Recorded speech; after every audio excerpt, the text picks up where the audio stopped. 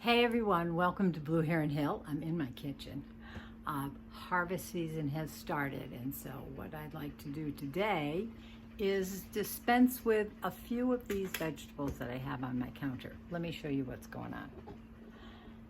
Okay, right here, you see I have a whole bunch of summer squash, even picked an early onion. Over here I've got some cucumbers, little on the large and plump size, but I'm going to be making refrigerator dills with this, but not today. This is what I'm going to concentrate on today. My harvested cabbage, and what I'm going to be making is sauerkraut. I love sauerkraut. It is a fermented vegetable. This is one of my largest heads of cabbage, and I shredded it all up.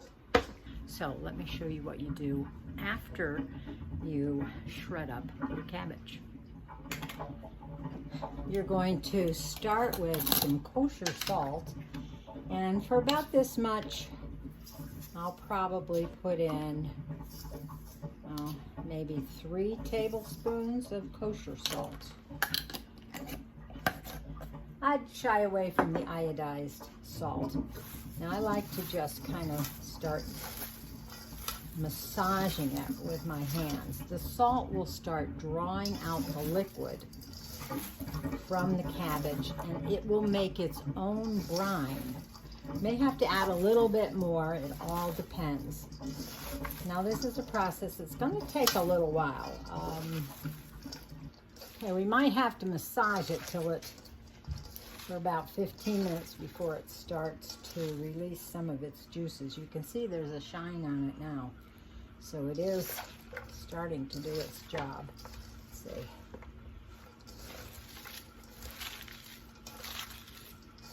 Sometimes you can use a potato masher, any kind of a pounding. They even make special pounding implements for this, but I find your hands work just as well.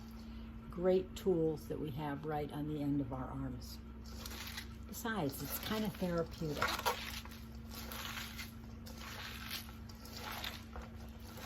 So I will continue to do a little of this massaging.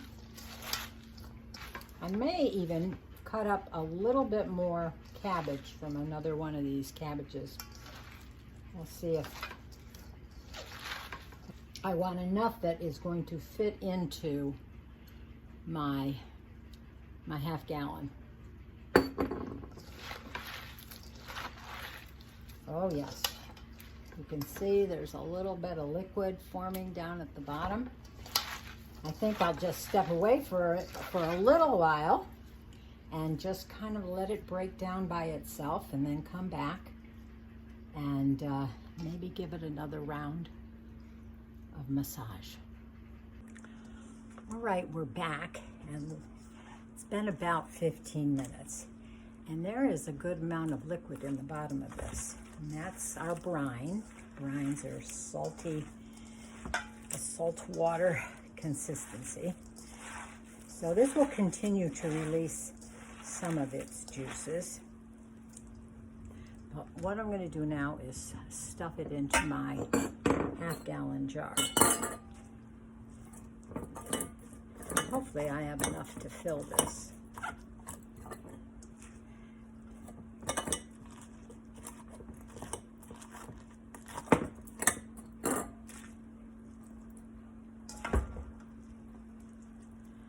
The mass of the cabbage does decrease substantially from the fresh that you first shredded up. Now right there I've reached about the top, but it's important to hack it down really well, because you want to get out all of the air in here.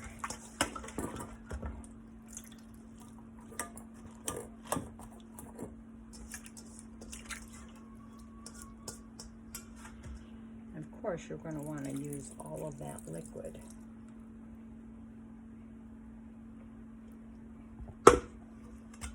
All of that liquid that came out of the cabbage.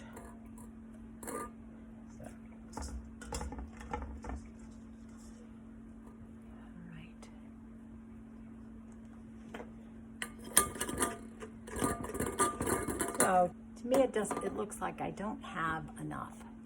So even though I had a very large cabbage, I need to repeat the process a little bit with one of these smaller ones so I get enough to fill this right to the top. I'm going to do that and I will be back. Okay, I mixed up a little bit more cabbage, shredded up another half a cabbage, and I managed to stuff my jar pretty full.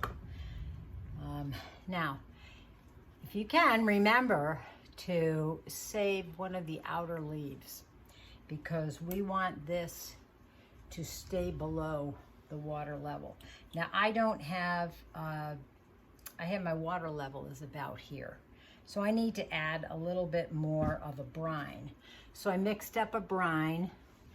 The ratio is about a half a teaspoon per cup. So I'm just going to pour that in here.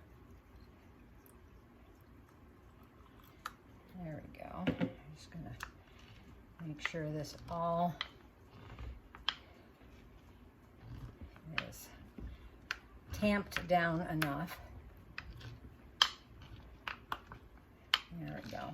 Plenty of liquid on top. There you go. You want to keep all of this submerged below the water level. Oh, lost it. Well, we are just having a power outage. So I think I'm going to be back after we get power back. Well, the generator kicked on and voila, I have lights. When you live out in the middle of nowhere where I do, we rely upon our generator because we have a fairly spotty electrical grid, I guess, and so we need to rely on our generator for a source of power. Okay, so getting back to this, you want to keep the cabbage below the water level. So I usually have one of the outer leaves and I can just push it down here so it stays below. So it stays below the water level. So I'm just gonna trim off some excess here so it doesn't stick out of my jar. In addition to this, I want that pressed down. Have these glass weights. They're gonna fit snugly over the top. Ooh, there we go. And that keeps that below the water level. There's a couple different caps that you can put on your fermentation vessel, which is this. Just a regular plastic cap, or you can put a ring and an old canning lid on it. If you do that, you're going to have to be mindful of the fact that carbon dioxide is going to be formed and is going to be bubbling up and cause pressure on this. So you're going to have to keep it checked and burp it every once in a while. Just lightly turn it so the gas will then escape. But I have one of these, and what's really nice about this is that it will release the pressure by itself. And it actually has numbers around here that you know what day it is. This one, it goes from 1 to 31. So every day you can advance it 1 and you can know then how long your fermentation has been bubbling away. So this is what I use. You don't have to use this. I started out just using my plastic caps and burping them every couple days, or sometimes every day, because it can get really wild and woolly in this fermentation vessel. So I'm going to put this in a cool and relatively dark place, and that's going to go down in my pantry, and I'll check it every once in a while to see if I get bubbles coming up and how the fermentation process goes. And I think I'm probably will, at the 1 week mark, I will take this off, take the weight off, take the top off, take the weight off, and peek underneath and test it, taste test it, to see what it tastes like. And if I want it more sour, then I'll keep it going for another, another 2 days, 3 days, 4 days, another week. My past experience, I like it to go almost 2 weeks. And then after that, you put it in the fridge, and that essentially stops or really slows down the fermentation process. And so then you just take what you want when you want it. This is the perfect thing for those summer grilling things, those brats that you have on the grill for summertime. So very easy. Give it a try. I will come back in about a week and we'll see how it's progressing, and give it a taste test. See you then.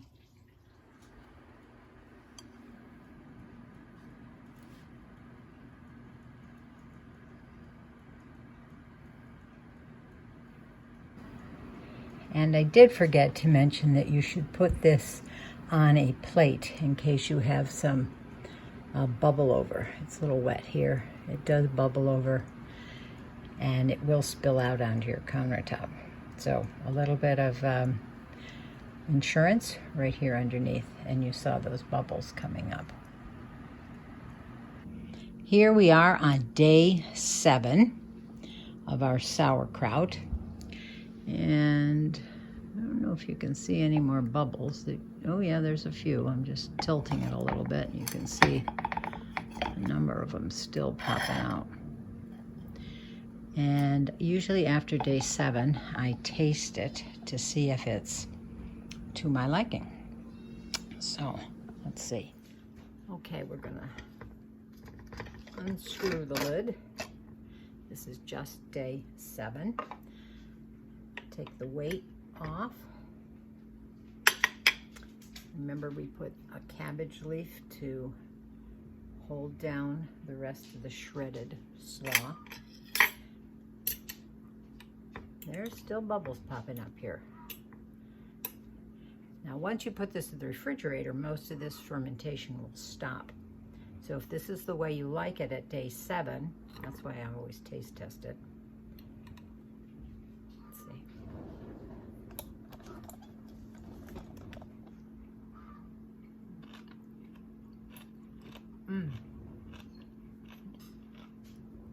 Still very crunchy, you can hear that. Slightly salty, has a little bit of that fermentation tang.